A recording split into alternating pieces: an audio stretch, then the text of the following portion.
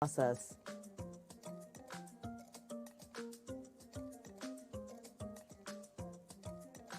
Tonight, you will have the opportunity to address City Council on both non-agenda and agenda items. The agendas and the speaker request cards are located on the tables outside of council chambers. You must fill out a speaker card in order to address the City Council. Please hand in your completed card to the City Clerk before the start of the meeting. If the meeting has already begun, please hand it to any city staff. You may also check the "I do not wish to speak" option on the card. This allows you to still voice your opinion on an item on the record without having to speak. Public comment on a non-agenda item will take place during the citizen comment portion of the evening. These are items that don't appear on tonight's formal agenda. The City Clerk will call your name when it's time for you to speak.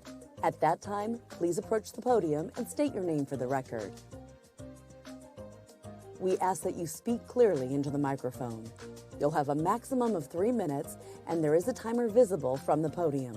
When the light changes from green to yellow, your time is coming to an end. When the light turns red, your time is up. Note that you may also choose not to speak if other speakers before you have said what you wanted to say. Shouting, cheering, and loud noises will not be tolerated, and violators may be removed for disrupting the meeting. Goodyear City Council meetings stream live on Facebook and YouTube, and online at goodyearaz.gov. Thank you for your participation in tonight's meeting. I'd like to call to order the regular meeting on 12/7.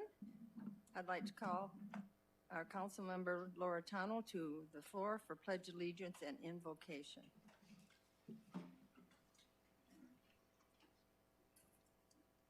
I pledge allegiance to the flag of the United States of America and to the republic for which it stands, one nation, under God, indivisible, with liberty and justice for all. Dear Lord, as we look back at 2020, we see a year of trials and tribulations.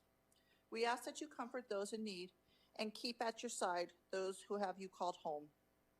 Please protect our community and those that protect us here and abroad.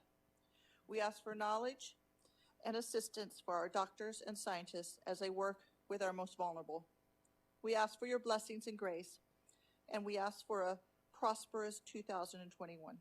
In your name, amen. Amen. Well, we're all present on the December 7th, 2020 meeting. Now I'll ask the city clerk to give information, please. While the Goodyear City Council meetings are open to the public, the occupancy has been reduced to implement social distancing. Seating is generally available on a first-come basis, but meeting attendees will be cycled in and out if necessary to allow for speakers to speak on certain agenda items. If you wish to speak during a regular meeting, please complete a speaker's card so that we may ensure you are in the room for that item. Face masks are required and must be worn when moving throughout the building. Our residents still have several ways to address the council. They may submit their questions and comments to public comments at goodyearaz.gov, and during the meetings, they can view the meetings using Facebook and YouTube. Tonight, our Granicus live stream is down. After the meetings are completed, they can also be viewed on YouTube. The public may always send an email to the mayor and council at any time by sending an email to gycouncil@goodyearaz.gov. Thank you very much. Now is the time for citizens who would like to address the city council on any non-agenda item within jurisdiction of the city of Goodyear. Are there any speaker cards? No, Mayor. All right. Does anyone in the audience wish to speak? We have more of an audience tonight, don't we? Very good. Okay, then I'm going to start the consent agenda. So will the city clerk please read consent agenda items 1 through 9 by title only, please?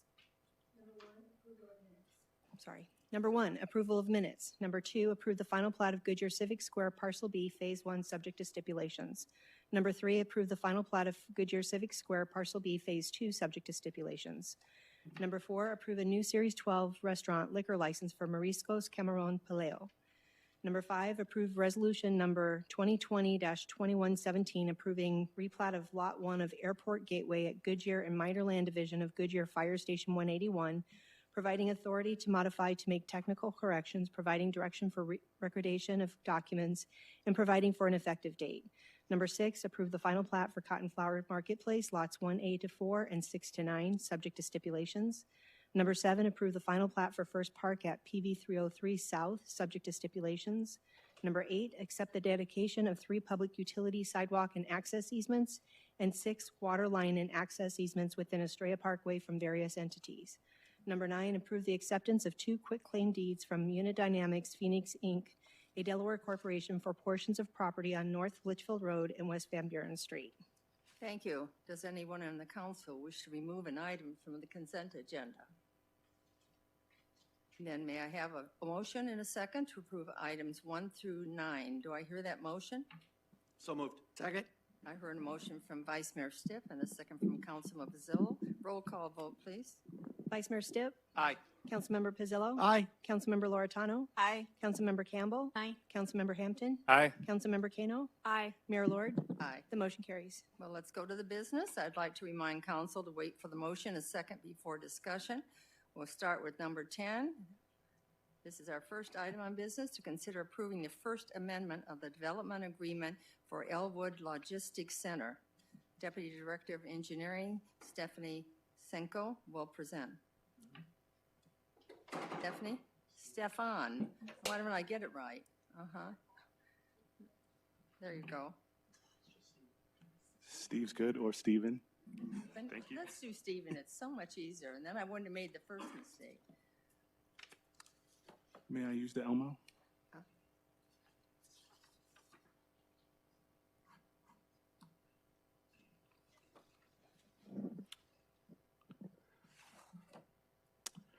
Good evening, Mayor and Council. I'm happy to be here this evening seeking approval of a minor amendment to the development agreement for Elwood Logistics Center. Some quick background. Elwood Logistics Center is approximately 1.3 million square foot building currently under construction on the southeast corner of Saraville and Elwood Street. You can see an exhibit on the Elmo here from November 30th. It's well underway. As council may recall, the city previously entered into a development agreement with Elwood Logistics on June 6, 2019.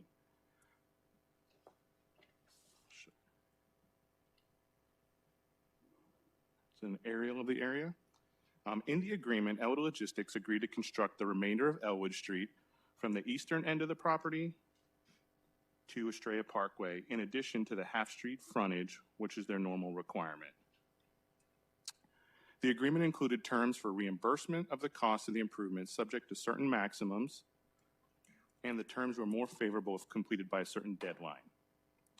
The construction was not completed by the deadline due to a variety of reasons, including complexity of drainage design, coordination efforts with the adjacent property owners and irrigation district, as well as some of the delays resulting from impact of the COVID-19 pandemic.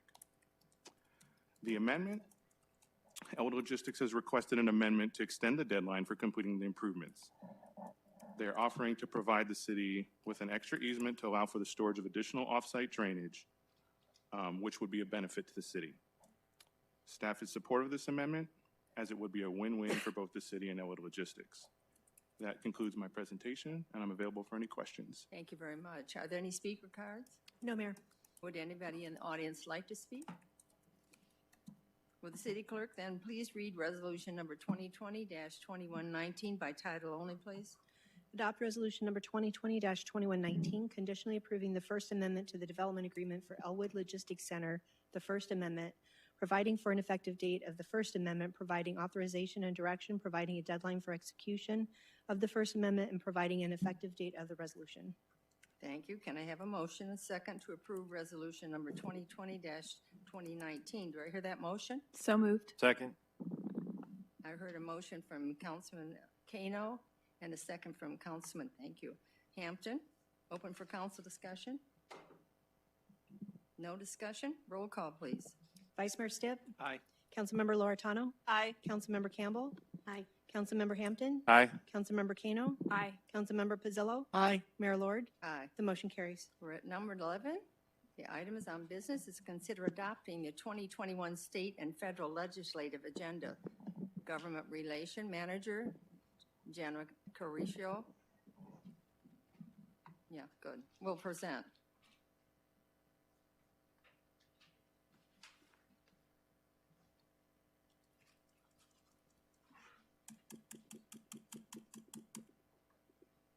Well, Stephen certainly put me to shame on my timing hopes.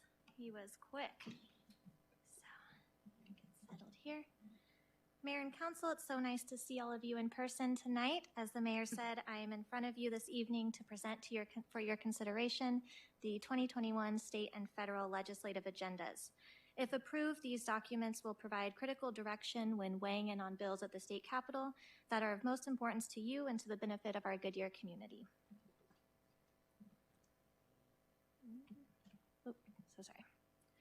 In addition to highlighting our federal and state priorities, I will also give a brief recap of this year's election results, review our federal and state representation, and give an overview of a few of the topics I anticipate seeing this session. But certainly, if you have any questions or thoughts throughout the presentation, please feel free to interrupt at any time. And I do want to take a minute. I know that all of you know this, certainly better than anybody else, but I think it's really important for those watching at home to know how involved and engaged all of you are in your various capacities across the region. It is hard to overstate the significant and lasting benefit that your work on external committees brings to our community. Your positive reputations and influence amongst our peers enhances the leadership and image of our city and the region and across the state. Mayor Lord serves on the Executive Committee of the League of Cities and Towns. This leadership role helps to ensure Goodyear will have a seat at the table during the creation of the League's policy development. She also serves on Maricopa Association of Governments Regional Council and Transportation Policy Committee, as well as she is Goodyear's representative on the Luke West Valley Council, which meets quarterly to discuss the happenings of Luke Air Force Base and the surrounding community. Vice Mayor Stipp serves on the Valley Metro Board of Directors, the Audit and Finance Subcommittee, and COVID-19 Executive Committee that collectively help advocate for our city's transit needs. Councilmember Loretano serves on the board of the Arizona Municipal Water Users Association, as well as she is the Vice Chair of the National League of Cities Public Safety and Crime Prevention Advocacy Committee. Councilmember Campbell serves on MAG's Human Services and Community Initiatives Committee, as well as chairs NLC's Military Communities Council, is president of Women in Municipal Government, and is a member of the Transportation and Infrastructure Committee and Advisory Council. Councilmember Hampton has previously served on NLC's Community and Economic Development Committee, and this year was appointed to serve on MAG's Economic Development Committee. And I know this is only a small sampling of how you all stay involved and engaged. I know I haven't included any local committees or community groups. So in a very fitting season finale to 2020, this year's election brought unpredictability, divisiveness, and the highest level of citizen engagement in 40 years. Generally speaking, Republicans held strong victories across the state, the notable exceptions being the Democrat wins in the races for President, U.S. Senate, and the state Senate seat in Legislative District 28, located in Metro Phoenix. Of course, Proposition 207, legalizing recreational marijuana, passed, and the income tax increase dedicated to education passed with Proposition 208. In order for the legislature to amend either of these initiatives, they'll need a 3/4 vote, and they'll need to win the argument that their bill is furthering the purpose of the intent of the proposal. Last week, high-ranking members of the legislature filed suit challenging the constitutionality of Prop 208, arguing, among other things, that it violates the constitutional requirement on new statutory taxes to be levied through 2/3 votes of the legislature, which was Prop 108 in 1992.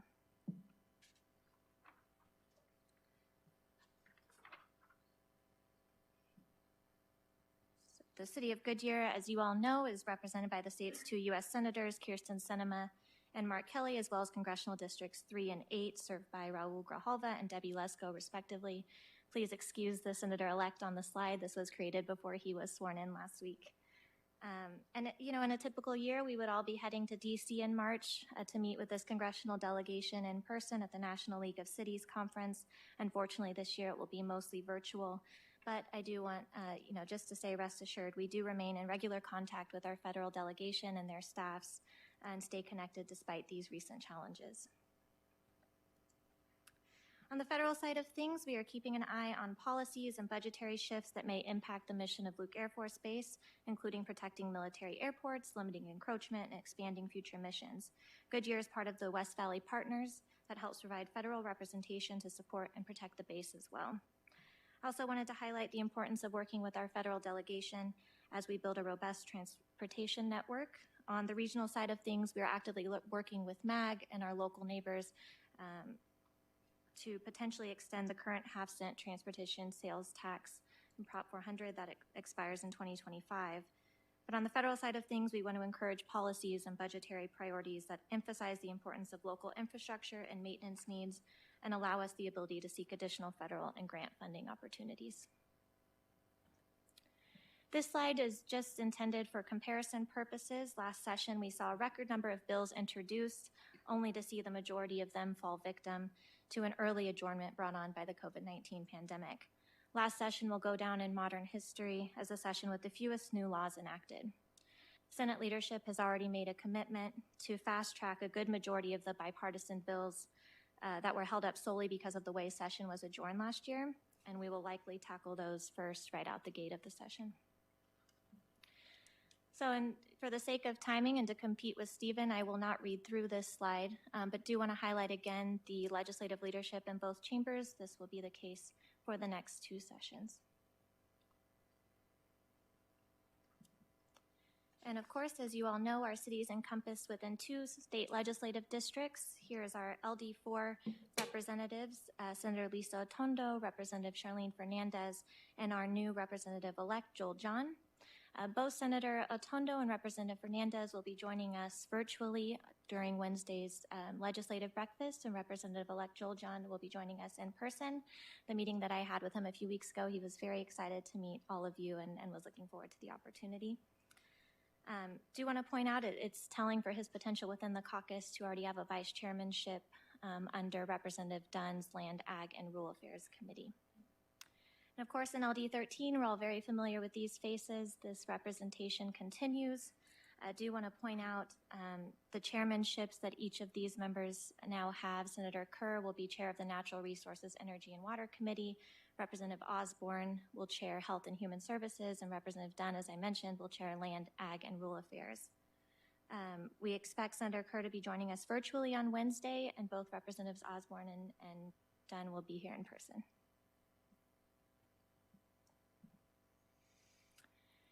So before I get into some of the highlights on the state agenda, I do just want to review how I determine how to take a position on a bill.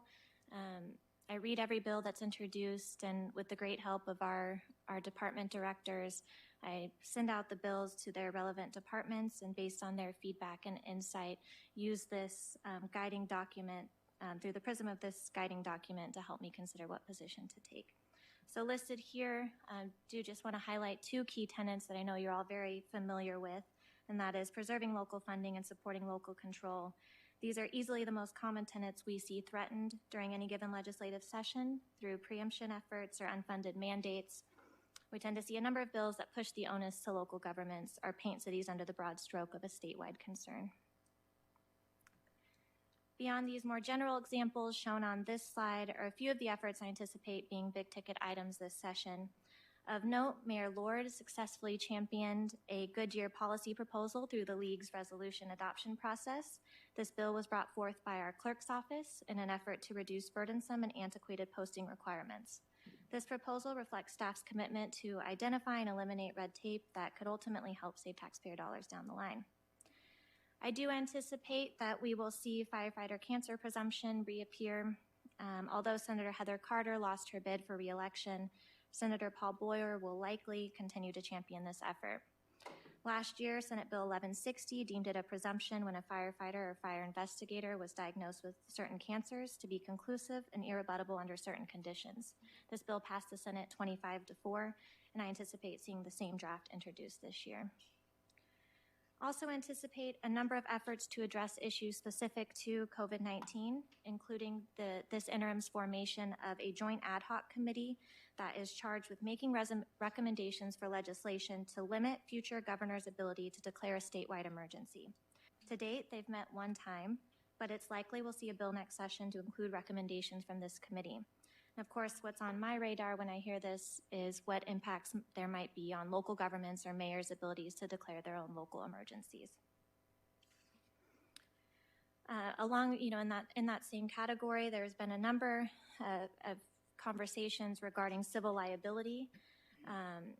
And we saw a bill last year to provide limited enforcement actions and civil liability during the state of emergency for certain entities, including businesses, nonprofits, and schools. And despite our best efforts to include local governments in last year's draft, the effort as a whole died with the abrupt end to session. And then last but certainly not least, something you're all very familiar with as you received a number of constituent inquiries, is our safe policing practices, especially in the wake of civil protests across the nation. We do anticipate seeing a Republican-sponsored bill to require body cameras for public safety personnel, as well as additional training on de-escalation tactics and third-party use of force investigations. On Wednesday, we will have the honor of hearing from Chief Rodriguez on his department's current policies and practices in front of our legislators, and it'd be a great opportunity to continue that conversation. And so with that, I'm happy to go back to any of the slides I've shown or answer any questions you may have. Thank you. Nice presentation. Are there any speaker cards? No, Mayor. Would anybody in the audience like to speak? Will the city clerk then read resolution number 2020-2120 by title only, please? Adopt resolution number 2020-2120, adopting a 2021 state and federal legislative agenda and providing authorization to the city manager or her designee to take action. Thank you. Can I have a motion, a second, to approve resolution 2020-2120? Do I hear that motion? So moved. Second. I heard a motion by Councilman Loretano, a second by Vice Mayor Stipp. Open for council discussion? Yes, Councilman Pizzillo. Hi, Jenna. Have you heard anything about extending the stay on foreclosures and evictions? I heard something the other day about the federal government's talking about it from the House to extend it. Hear anything on the state level? Because I think it expires, what, December? Yeah, Mayor Lord, Councilmember Pizzillo, I think our best bet at seeing something will be on the federal level. I know this weekend they were going through negotiations for the next stimulus package. Governor Ducey's eviction moratorium expired at the end of October, and so our state's current regulations have been under President Trump's executive order, which expires at the end of December. So I do anticipate that we will probably see an extension of that date within the next stimulus package. Okay, thank you. Mm-hmm. Any other questions? All right, discussion is finished. Roll call vote, please. Vice Mayor Stipp? Aye. Councilmember Campbell? Aye. Councilmember Hampton? Aye. Councilmember Kano? Aye. Councilmember Pizzillo? Aye. Councilmember Loretano? Aye. Mayor Lord? Aye. The motion carries. All right, we're at number 12. The item business is consider approving adopting the City of Goodyear's grant policy. Jenna is presenting? No, Jenna is not presenting. Another Jenna is presenting. Another Jenna. But, Christina? That's Christina. well, Jenna came, I know, but she came to the office this morning, so before anybody corrects me on this, and told me she'd be doing the presentation. Is that okay? Who's who? Yeah, yes, Mayor, you get both Christina and I tonight. Right. Christina was not going to be here, so my directions is to introduce Jenna. But Christine, it's so nice, whatever happened, that you could make it tonight. But it looks like you're going to work a team. Yes, good. That's correct. Thank you. Okay, good evening, Mayor and Council. We are here tonight seeking Council's approval of a grants policy that would specify how the city would pursue grant opportunities and establish a process for the city to serve as a municipal sponsor for nonprofits that were looking to apply for Prop 202 gaming grants. This policy was developed in cooperation with the City Attorney's Office and with the Finance Department, and it was also reviewed with all of the other city departments and is based upon policies from other cities that we were able to use as models.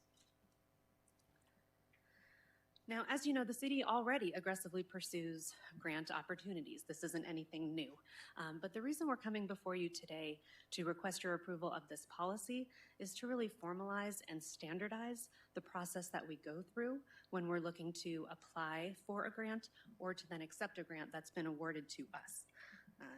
And again, as I mentioned, to also establish that process to serve as a municipal sponsor, which would allow nonprofits in our community to access the Prop 202 gaming grants. And we'll talk about that a little bit more in the presentation.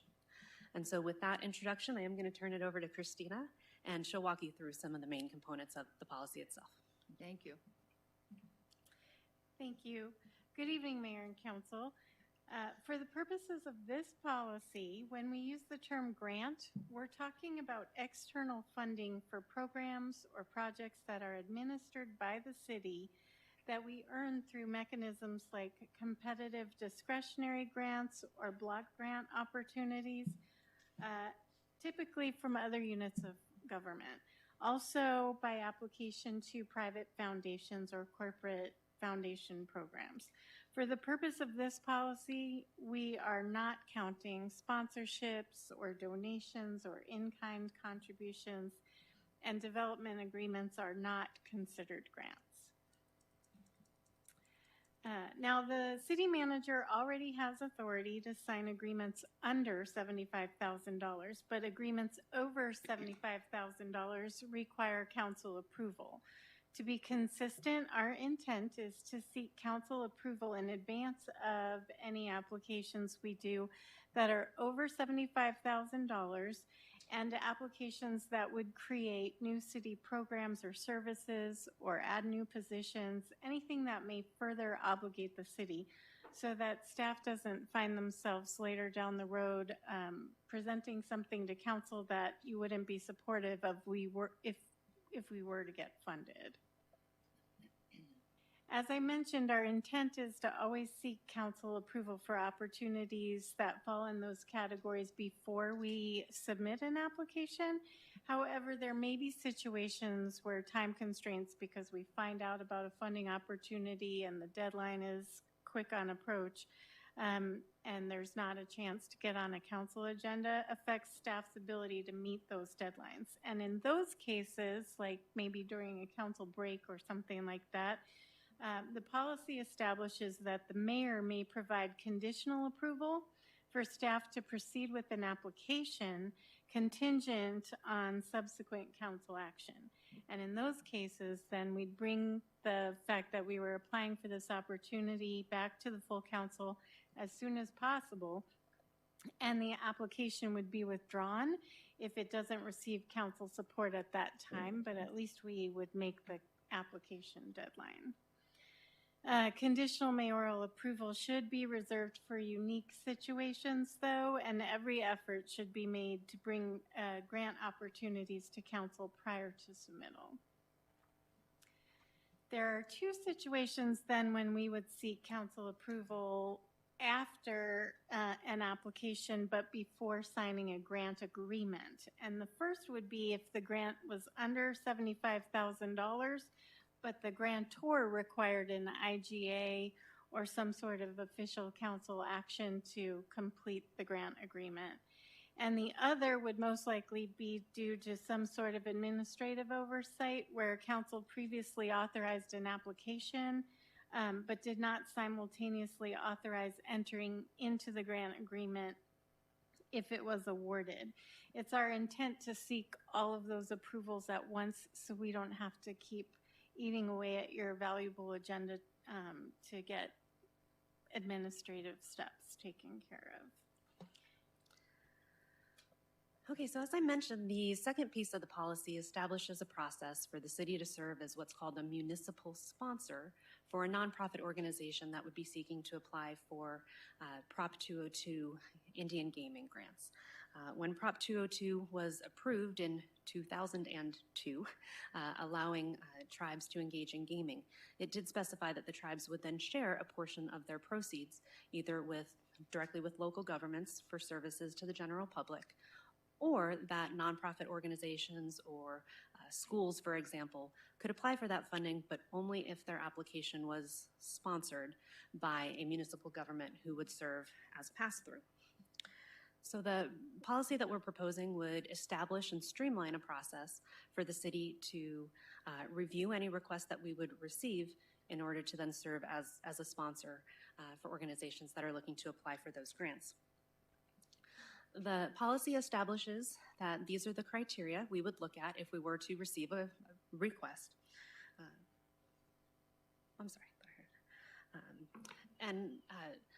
This is to make sure that the grant application would, A, be in the best interest of the city and also in the best interest of the community. So we would want to make sure, for example, that they're proposing to serve residents in Goodyear. We would want to make sure that it's not competing with an application that the city might be considering to put in for that same grant opportunity. If multiple requests were to be received, we would approve, if you will, or sponsor any that we received that met these criteria.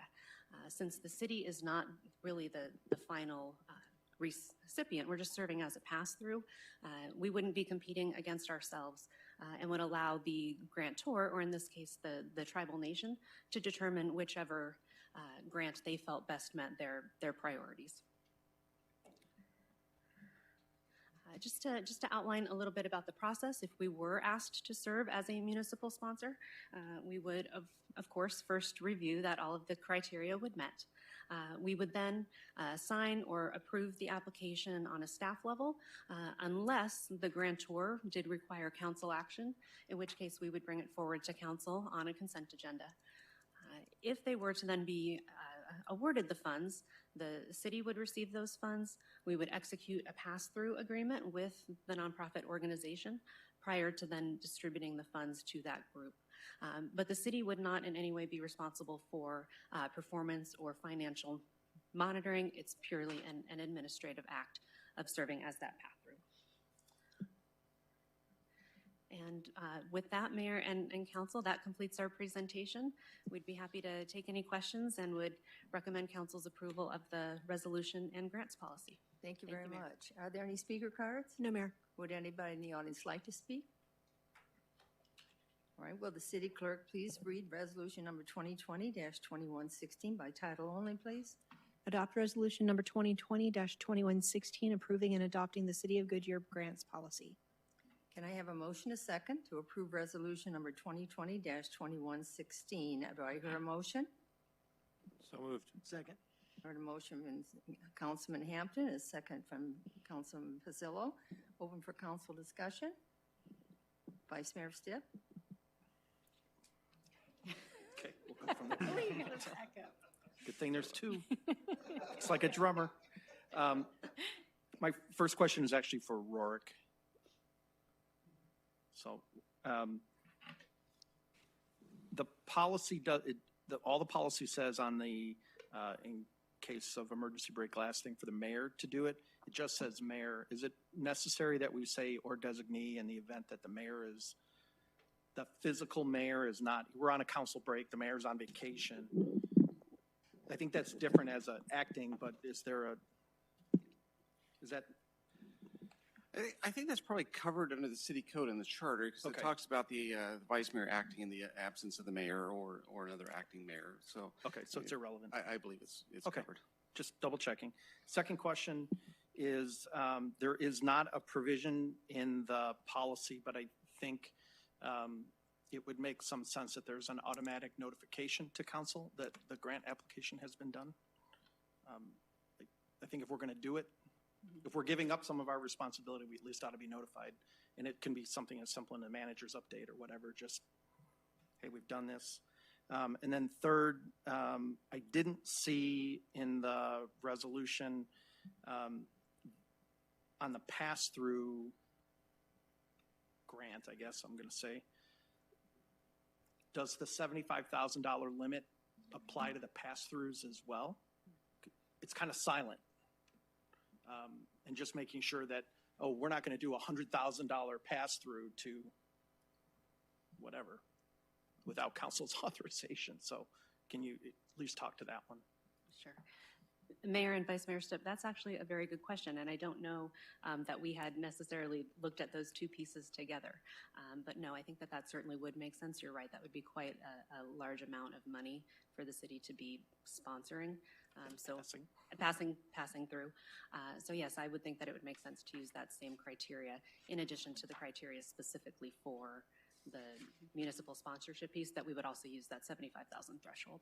Okay, so if the rest of the council is agreeable to that, this motion that we've made needs to be amended because resolution talks about Exhibit A, and that's in Exhibit A.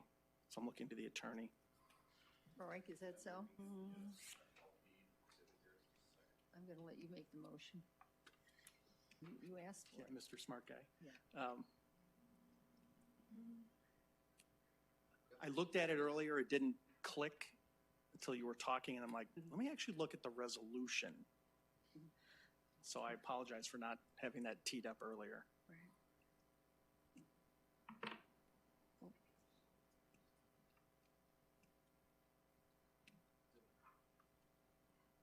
And then Exhibit A is the policy. Thank you. And we're talking about the pass-throughs from the tribal nations? Yeah, so if, Because it is an appropriation. I mean, it's received by the city and then it's appropriated out. Under 75,000 would presumably be under the authority of the city manager. So if you want to change that, you probably need to make an amendment to the Exhibit A. that's what I'm suggesting. Yeah, I think that makes sense. So if you just want to reference that into the motion, we can revise Exhibit A to be consistent with that. In the event that the city receives monies that, I guess, have passed through to a third party, the city manager is authorized to approve that appropriation. But what about the sponsorship of the application? What, excuse me? Would that apply to the sponsorship of the application? So one step is to sign off that we would agree to fulfill this role. And what I think I hear you saying is we would agree to fulfill this role.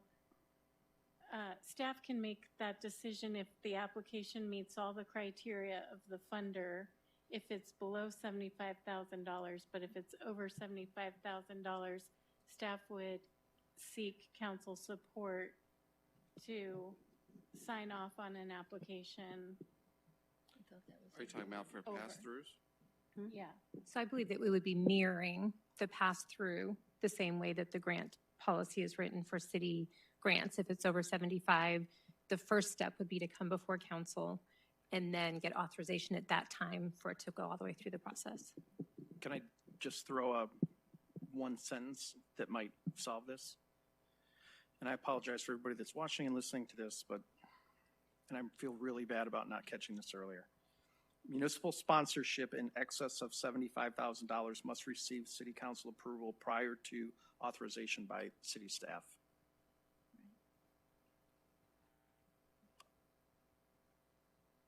Okay. So it just brings it to council as we've normally done in the For past. pass-through. I mean, That's that's fine. just one line. Everything else is That's right fine. on target. Mhm. Now, we've gone through all that. I don't know if anyone else agrees with me, but Yeah, so you're going to make the motion to Yeah. make this change? yeah, so, and I think I do that as an amendment to the original motion, if I've got my Robert's rules correct. Yeah, just make a motion to amend, an amendment to the main motion to add the sentence you just spoke. Do you want me to do that now, or you want to wait?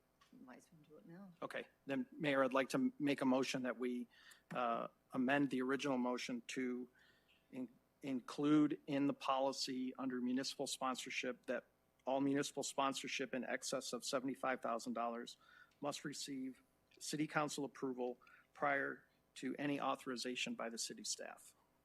Do I have a second? All right, it's going to be roll call.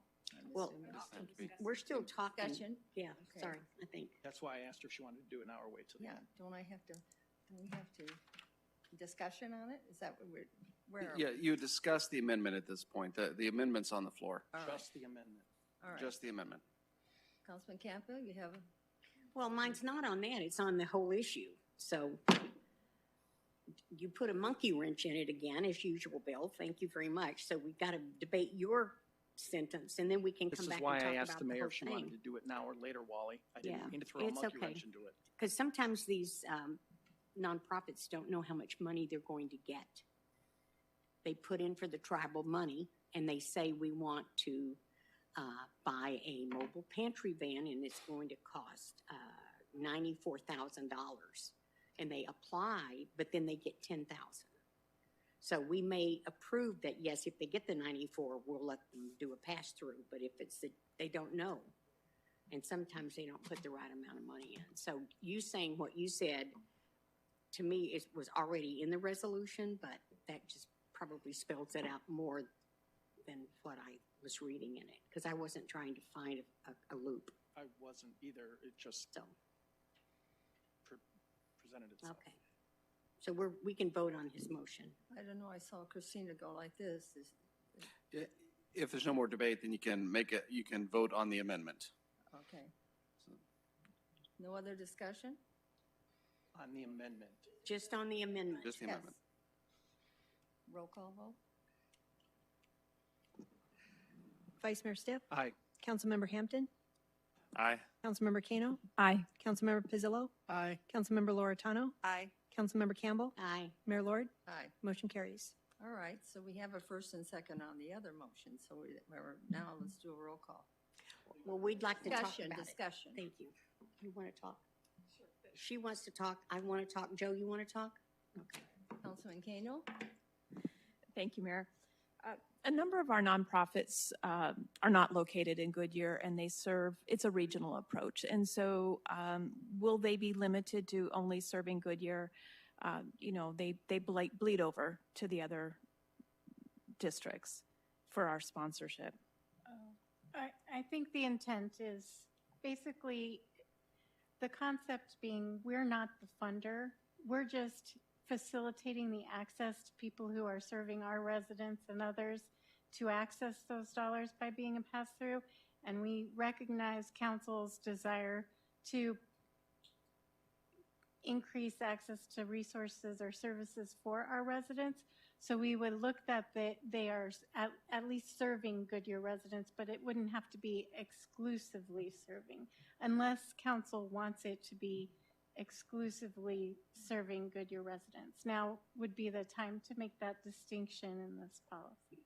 Okay. How will we communicate this role to our nonprofit community? Or are we already doing this? I mean, how will we let them know how this works? We haven't communicated anything with them or done this in the past. However, grant writers have asked us if we would be a municipal sponsor.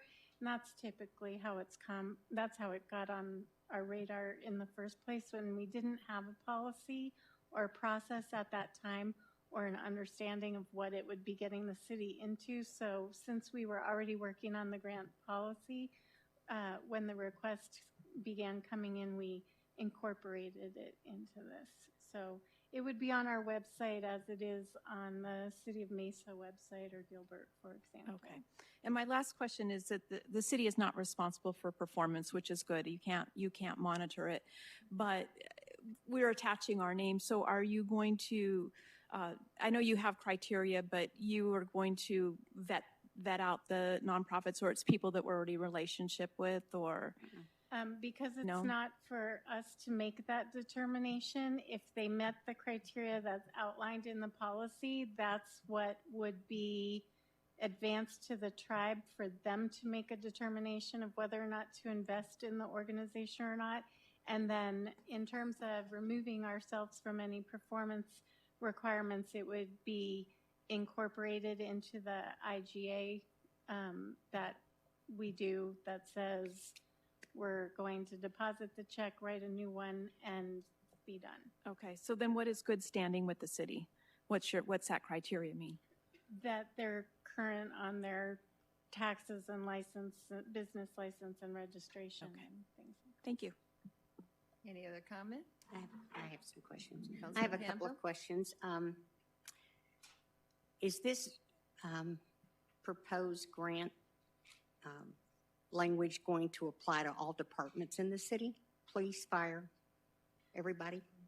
Which, the grants policy? Mhm. Yes. Because if I remember correctly, I thought fire got money from the tribes for some fire suppression equipment or something, personal equipment or something, and how did they get it? They must have passed it through the city anyway, right? Oh, do you mean for municipal sponsorships or for the grants policy? the grant itself. But a tribal grant? A what? A tribal grant, yes. Okay, so the grants policy would apply to the city's grants application process. Regardless, it wouldn't have anything to do with the municipal sponsorship policy. So if the fire department, for the sake of example, decided to pursue a Tohono O'odham grant opportunity, and it was less than $75,000, did not create new positions or a new program or service, then fire would just submit the application, and if it was awarded, we'd let you know in a manager's memo, great news, we got some money. If it was over $75,000, or if it was creating a new program or service, or if it was adding new positions, then, or there was an unbudgeted match, then we would come to you prior to submitting an application and say there is a Tohono O'odham grant opportunity. We would like to, these are the kinds of things they fund. We plan to ask them for X amount of dollars to do this with your permission. And if you say okay, then they'll proceed with the application.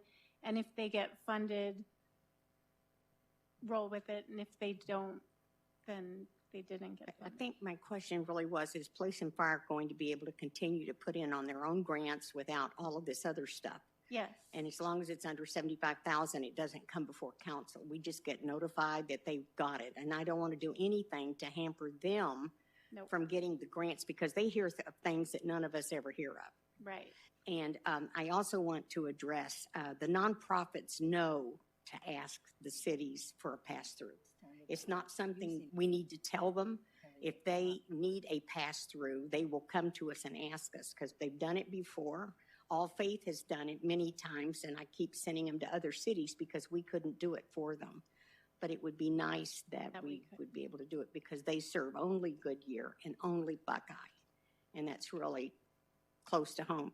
The charities, or the nonprofits that are serving many cities, depending on where they're based, I don't want us to get so overwhelmed from Phoenix charities or Avondale charities or Surprise charities that we're not able to help our own people, even though they do maybe give some services to a small number of Goodyear residents. And I don't know that we would ever be able to determine you have to do 300 a month or 1,000 a month or whatever. I mean, that we just can't do that.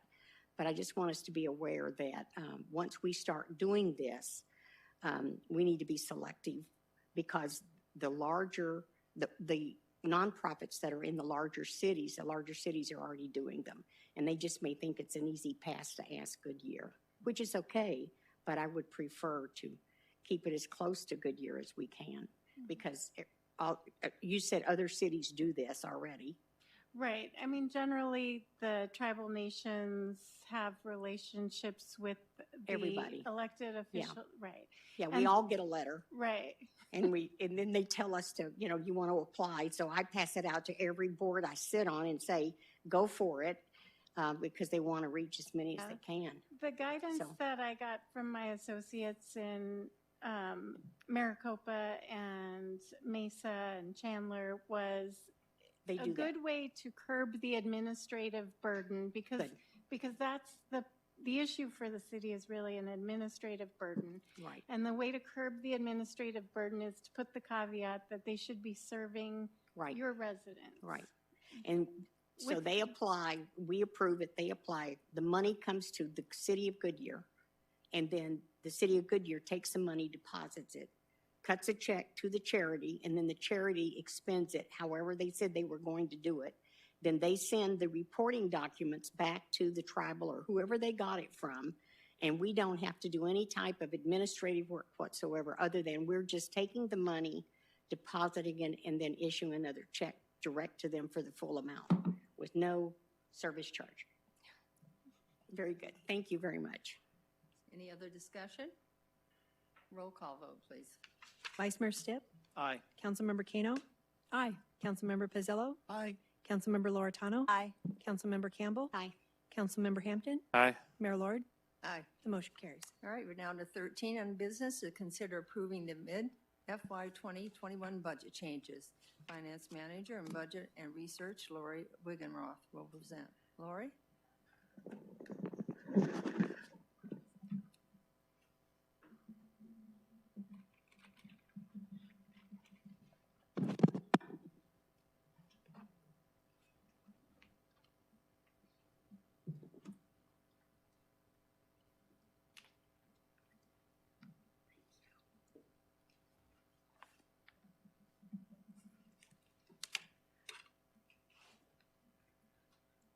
All right, oops, on the first slide. We're jumping ahead. There. Thank you. Nice to be here talking to you, and Nice to see you. once again, working on the budget. We just, it's become a year-round thing this year. But here to talk to you about some additions we'd like to recommend that you make this point in time in this year's budget. If you'll recall, we did,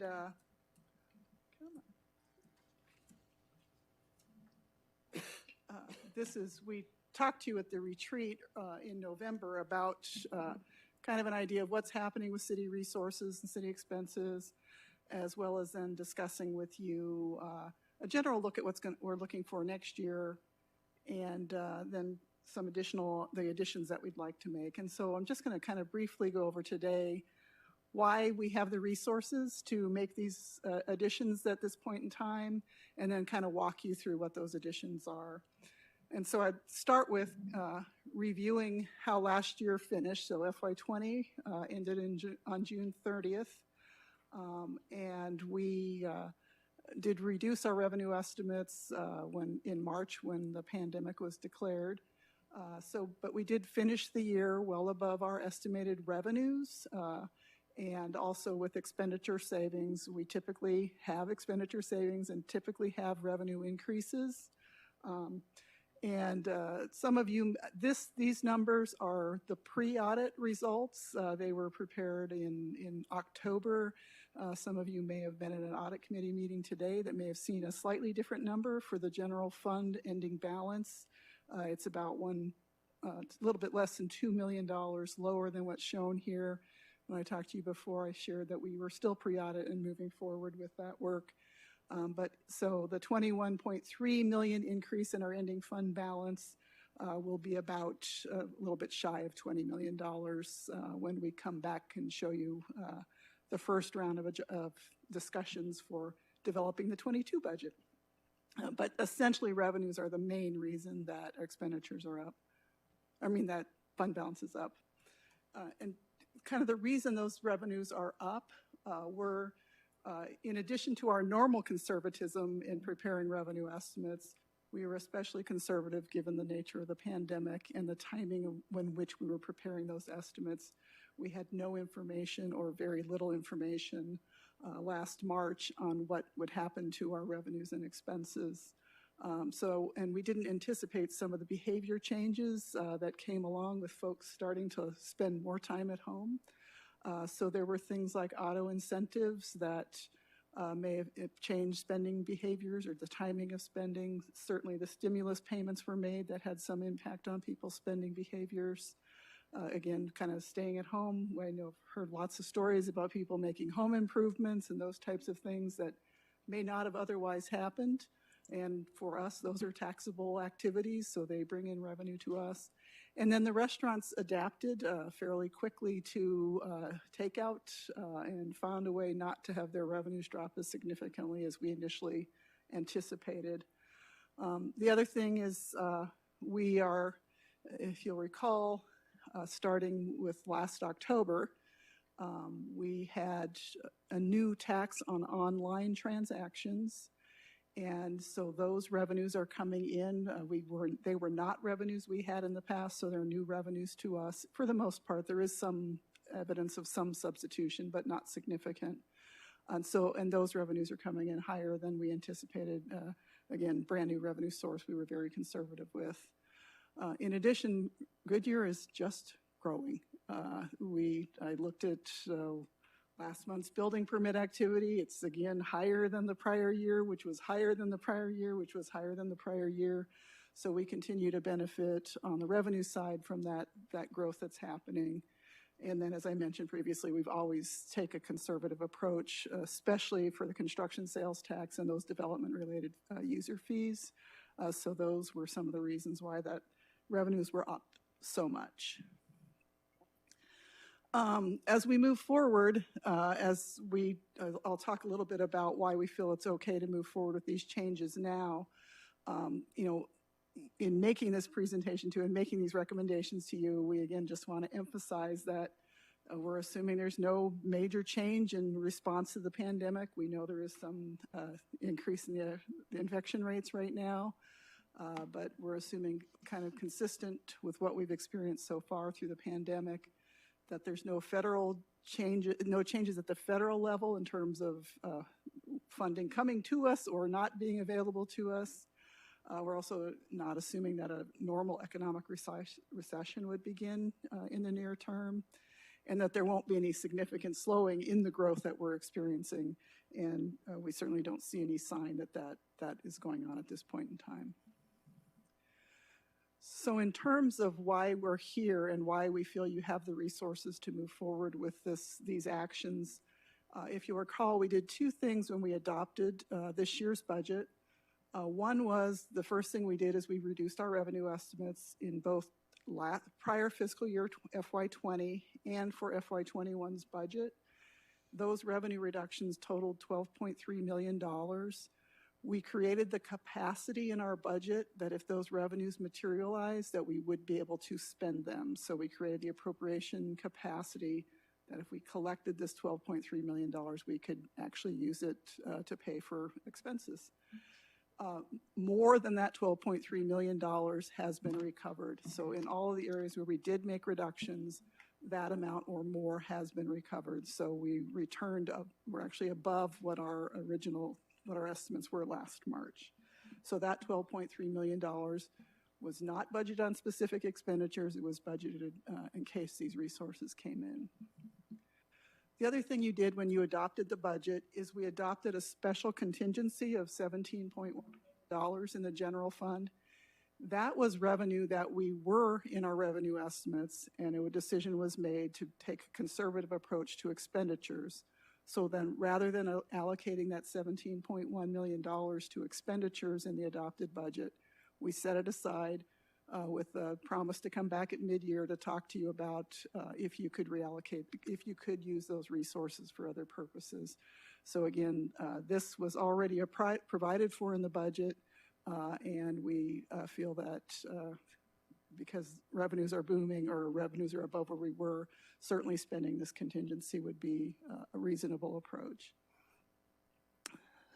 So any questions about that piece? Otherwise, I'll just kind of give you some highlights of what we're recommending you add.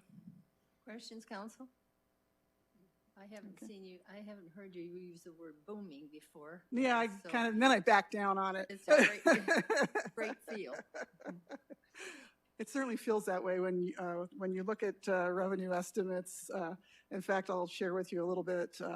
We have, since the pandemic, we've started peaking at sales tax revenues early. You know, we can't guarantee anything till the month closes, but it looks like our revenue estimates again for the month for the business activity in October will be exceeded. It looks like ongoing revenues are about $1.4 million higher than the estimate for the month, and construction revenues are about $1 million or more above or $600,000 above. So we are still seeing significant revenue growth compared to our estimates.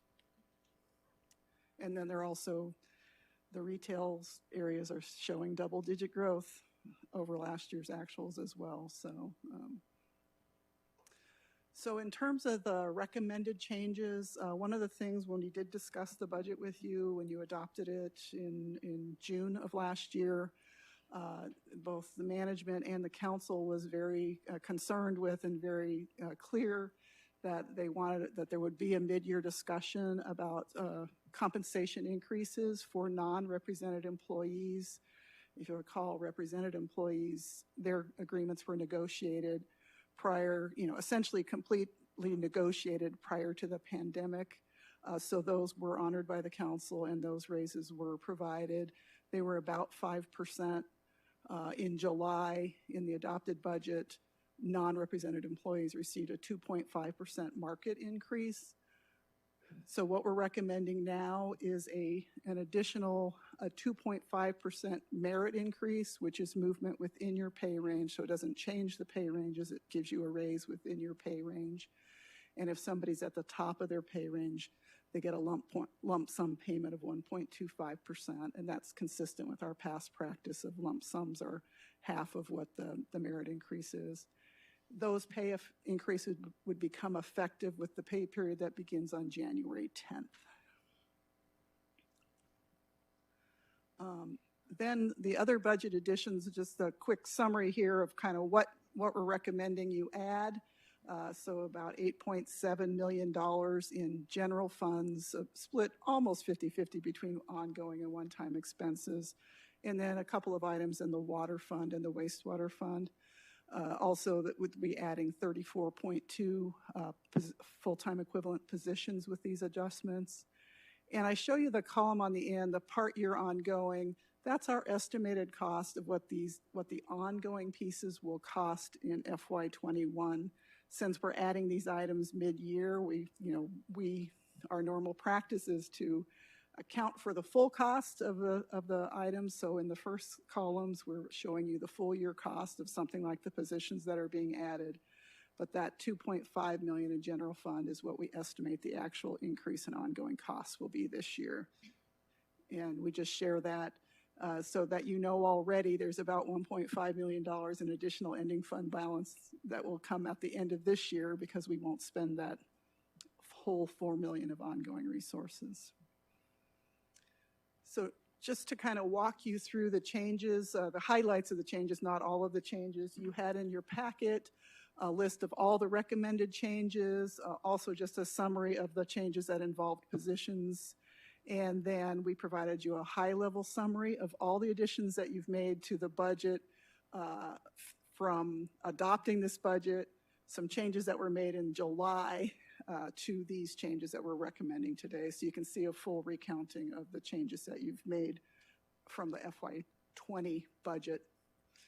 In fire, you are adding 3 captain positions, or you're being asked to add 3 captain positions. We're showing the cost offsite by some overtime reduction with the addition of those positions.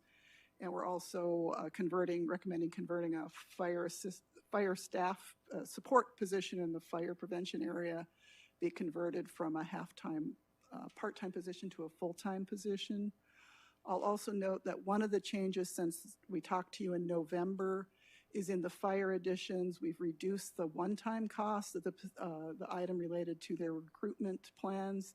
If you recall at the retreat, there was some discussion about whether or not those numbers included the potential cost of Station 188 staffing in case the city pursued a SAFER grant. We have removed that part of the one-time costs from that, so that item has been reduced so that the budget does not anticipate any positions or any cost for ramping up for Station 188. Whoa. So, IT, I don't know if you can get that back for us. I don't know what I pushed, but I will. There they got it? Okay.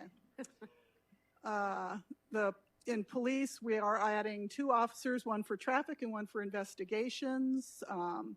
In terms of civilian support, that was a big emphasis of the police chief, was to bring in some civilians in areas where they could also then free up some sworn people that are doing some of this work.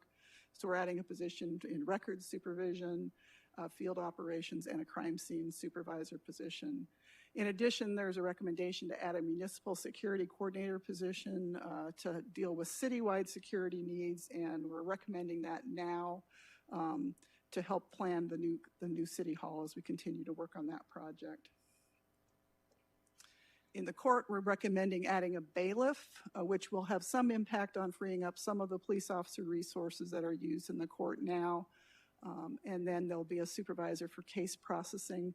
It's currently funded on a one-time basis. This would add that position on a full-time ongoing basis. In the development-related areas, this is another area where we've made a change from what we presented in November. We hadn't reduced the engineering one-time assistance request for the amount that they could absorb with salary savings this year. So this is another area where we've reduced the one-time amount. And if you'll recall, the original budget only adopted 25% of their forecasted temporary staffing needs. So this adds the temporary that we believe will be needed for the balance of the year for them to keep up with those building permits and planning activities and all that that's going on.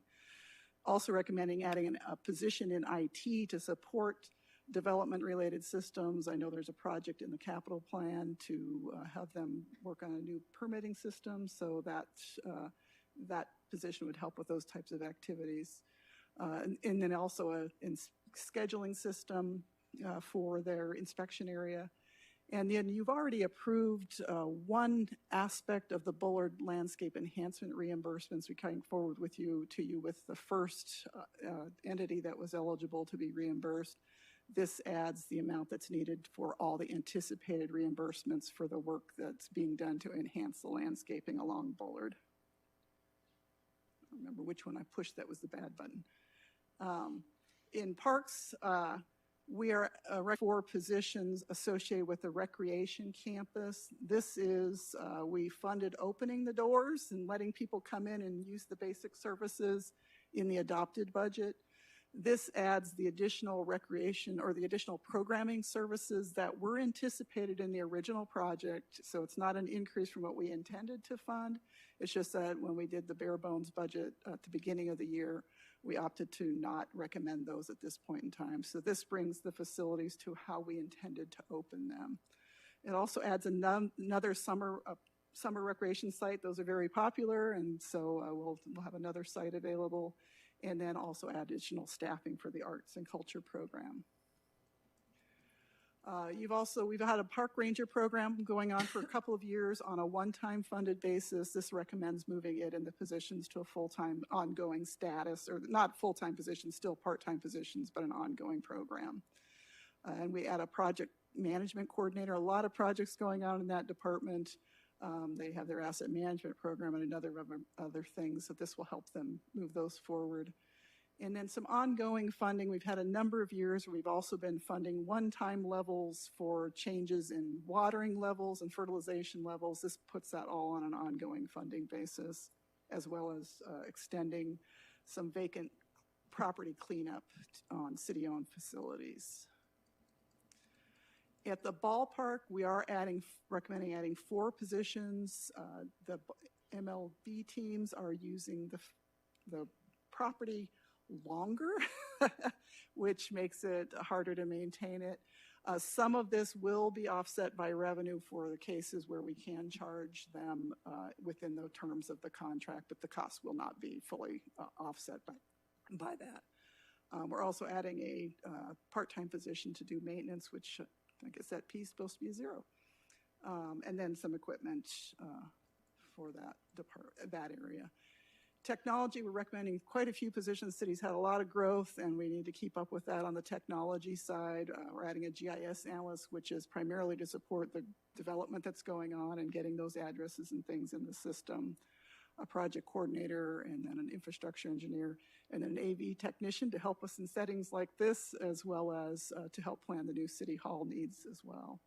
In the finance department, we're recommending adding a business analyst to help better use the financial systems you've made some investments into. Public Works fleet is an area, again, that's significantly impacted by growth in the city. So we are recommending that a technician be added that would support public safety vehicles, and then also funding to send some non-public safety vehicles out to outside to have maintenance done on them so that we can keep up with turnaround times. And also an administrative position to help manage the fleet assets. And in the water fund, we are recommending additional funding related to some of the recommendations of the Water Conservation Committee. And then we do have some expenses associated with the response to the pandemic. One of the things when folks, we did not lay off anybody, but people who've worked for us recently went to work for somebody else and got laid off, and that caused our unemployment expense to go up. So we have had some increase associated with that. We also no longer have access to the Perryville crews to do right-of-way maintenance, so we are adding outside contract landscape services in lieu of Perryville crew. And we don't anticipate the Perryville crew becoming available anytime this fiscal year, so we do believe we will spend all of those resources. There's also a number of enhancements that we're funding for the ballpark in anticipation that we would be able to open for some level of spring training.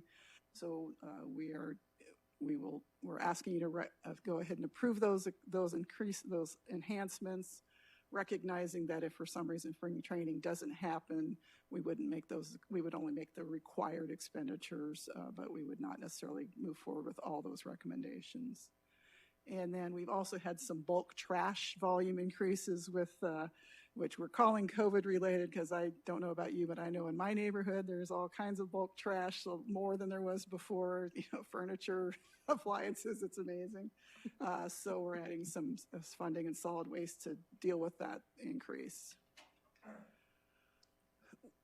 And this just gives you a summary that if you make all of those recommended changes, this just gives you updated estimates for this year's revenue. Again, these are the revenue estimates that we've been exceeding, that we've just talked about exceeding in October.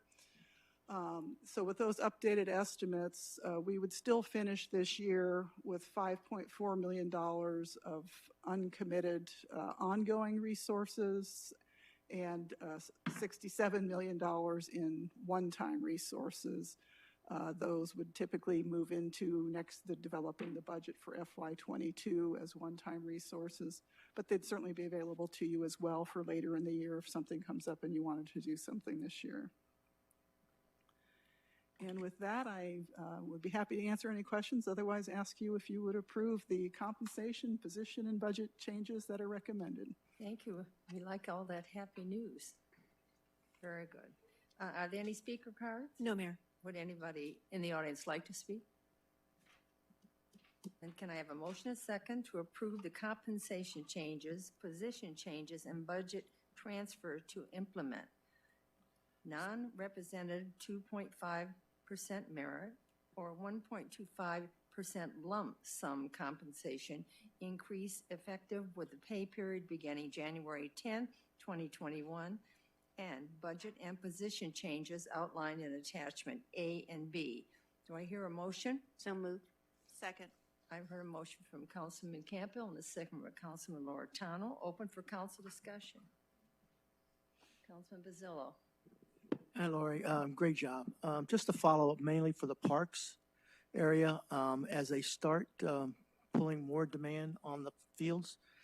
I know in our contract we're limited, but I really would like, when it comes time to negotiating any additional, to see what we can do with those ball teams to help kick some money in for that, because I don't think it's the taxpayers' responsibility to pay all those additional costs. So again, as a partner of ours, I wish they would, when it comes time to that, get some more money kicked in to cover some of those costs.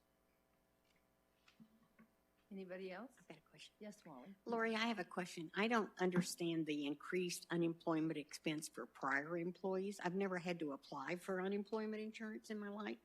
I do know how it works, but so someone quit working for us and went to work for somebody else and they got laid off, so they applied against us? Well, I believe they would have applied, and current and former employers are responsible for contributing to that unemployment expense. And that's about the extent of my knowledge. I don't know if Does that sound about right? So essentially, there's a look back period. So say they only worked for the city of Goodyear for 5 years, went somewhere else and worked 6 months. I believe the state has an 18-month look back. Don't hold me to the numbers, but I believe it's 18 months. Wow. And so then we're responsible for a portion of that unemployment. Wow, how are we ever going to be able to budget if that keeps happening to us? I mean, how do we know how much money to put on side? Well, we will be, I've just reviewed the HR base budget, and we're Good. certainly looking at Yeah. how to adjust that. I mean, this is an unusual circumstance, so hopefully it won't continue at this Yeah. level, but we will be increasing their base budget for next year with the anticipation Yeah. that this will continue for a while longer. Yeah, I'd rather increase it and have it on the books and not use it than having you to come and, or whatever. It Yep. just seems to make more sense if we're able to increase it to begin with, we might as well do it. And then if we don't use it, we don't use it. Yeah, it will be increasing the base budget consistent Good. with our understanding of the requirements. Good, thanks, Lori, thank you. Any other discussion? Yes, Bill? Lori, this has been a crazy year, I think, as at a minimum. The work that you guys have done has been absolutely outstanding. I know you've got a large team behind you as well as obviously above you, but you're the face of it, so you get to carry this message back as well. Just kudos to you guys. I'm usually the critic, but I'm throwing the accolades out. Thank you so much for the extra effort, the explanations, even the confusion that we had at the thing. I appreciate the give and take on that whole issue at the retreat. So just thanks for a job well done, and let's put 2020 behind us. You're welcome, and thank you. Other comments? Yes. Yeah, Go ahead. same. Thank you so much for, I think adaptability is the word for the year. But thank you to your team for being adaptable. And also to people listening as well. I mean, we had a 4-hour meeting, so that's probably why there's less questions today than when we first had our last meeting with you. So thank you very much. I think it's going to be a good budget, and I also am looking forward to 2021. Thank you. Anyone else? I appreciate how steady you are, and that you're ready to answer any questions. So we're never in doubt when we leave here. And it's so nice to see your body language tonight and how thrilled you are, and you should be. But the whole team's done a great job at presenting this and bringing it to us. And I think we're all feeling the same way, but we all want to be cautious too and spend it correctly and monitor it because we don't want anything that would cause concern for people. So are we ready to vote on this? Let's say roll call vote, please. Vice Mayor Stipp? Aye. Councilmember Pizzillo? Aye. Councilmember Loretano? Aye. Councilmember Campbell? Aye. Councilmember Hampton? Aye. Councilmember Kano? Aye. Mayor Lord? Aye. The motion carries. Okay, thank you. Pretty good, 7:15. Okay. Just a minute.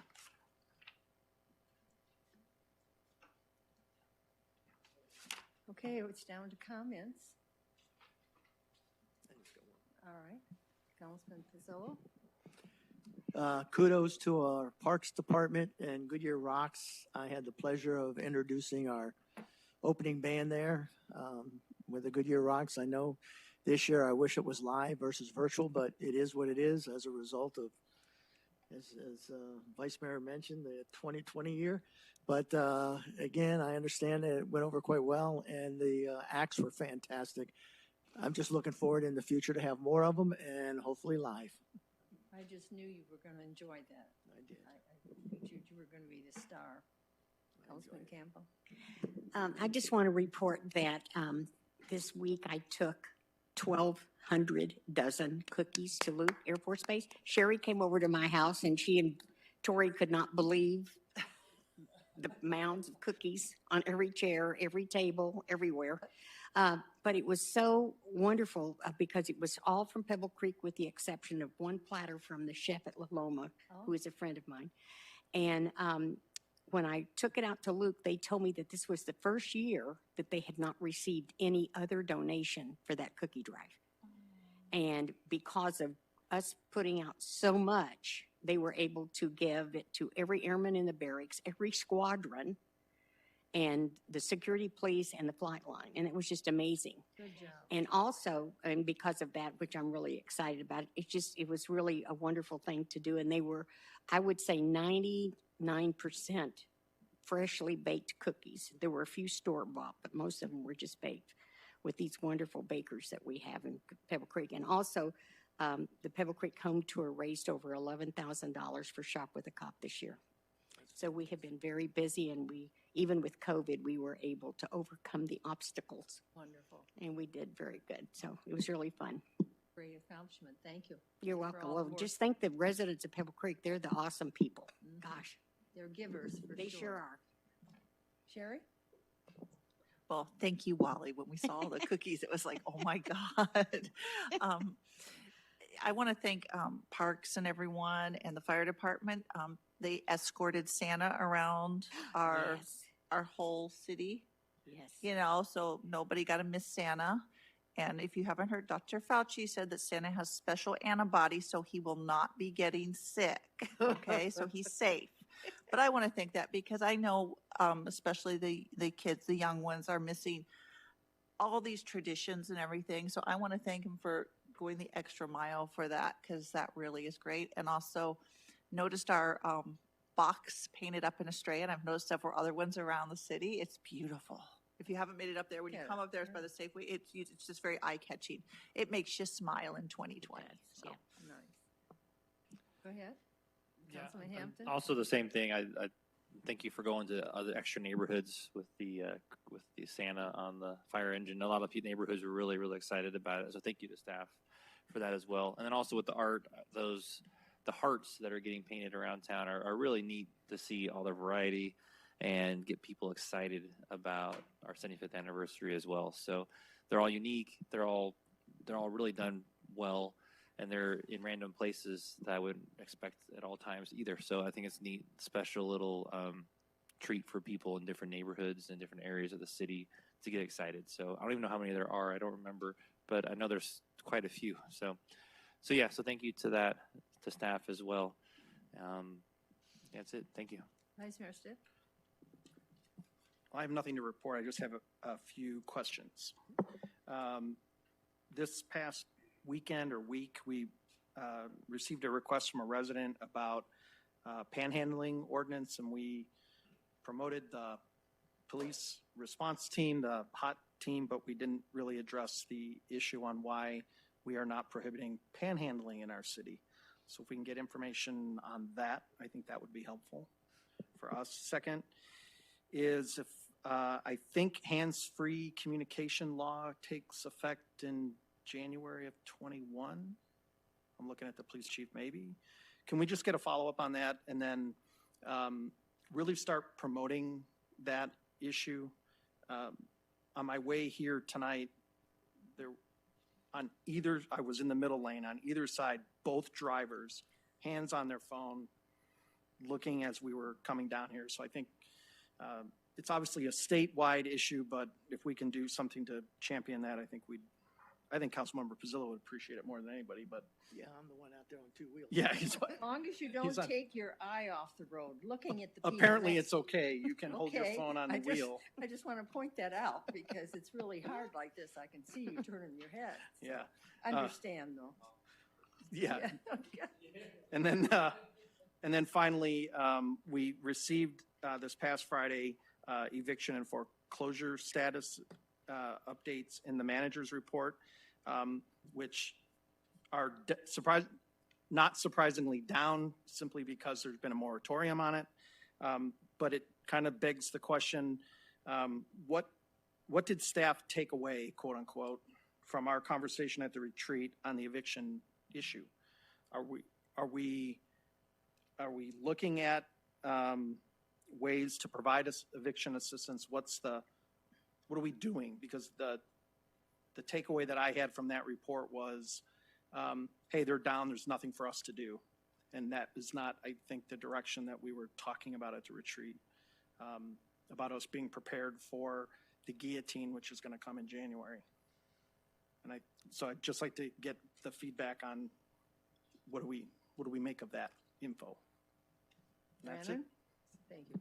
Just a comment for Bill too. I do appreciate the eviction notice as well. We had a presentation by MAG when I was at the ECDev presentations. They have some good numbers that they're projecting, and by zip code as well. So just something that we could look to prepare what that volume is in our city compared to maybe another city. So there's information out there. So Thank you for sharing that information. Any other? Laura? Goodyear has so many good holiday traditions, and of course, everything is shifted and changed this year. But I did catch some of the Goodyear glows. It was a lot of fun and very well done. And I just appreciate how we've been able to maintain those services and those activities that really help build community and our signature events for us, even though we're having to do them differently. And I know we're all looking forward to the point when we can get together again and see each other, but I'm so thankful that we've been able to continue to provide this enriching service to our residents, even so. Any other comments? I'm going to turn over to the city manager. You all know we're going to have another meeting next. We'll have a special meeting following this. But Thank you. And really to follow up on many of the comments, I wanted to provide some of the numbers, the data behind our Goodyear Glows events, because it did look a little bit different this year. So the city brought holiday cheer to residents with 3 nights of Santa, visiting Goodyear neighborhoods in a fire truck sleigh, which culminated this past Saturday with a virtual holiday concert, Santa shout-outs, where Santa read letters that he had received over the past month, in between music sets, a tree lighting, and fireworks. We had approximately 1,500 participants who saw Santa while social distancing each night through the neighborhood tours, totaling approximately 4,500 participants. We had almost 5,500 viewers following those tours online. We had over 2,100 viewers who watched the tree lighting online. And so throughout all of the Goodyear Glows events, we estimate we had a total participation of just over 12,000 across all of the activities. And we received many positive comments on social media. So in addition to council's kudos, I'd also like to thank our Parks and Recreation team for bringing us this program, to our residents in the Goodyear Fire Department for their support of the event.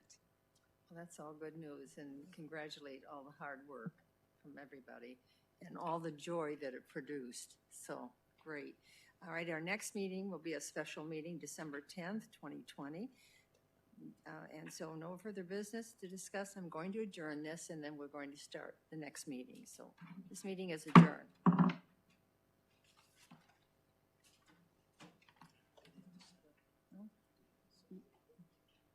What? We're going to go into the...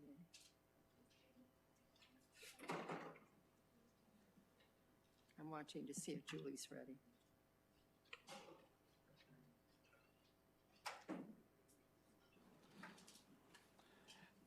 You can go ahead and call the meeting. We're going to need a few minutes to set up the room, but you Right. can start the meeting and make the motion, and then we can All right, set it up. thank you. I'd like to call to order the special meeting, December 7th, 2020. We are all present.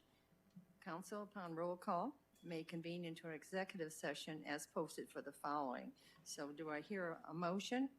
So moved. A second? Second. Okay, I heard a motion from Councilman Pizzillo and a second Mayor? from Councilman Campbell.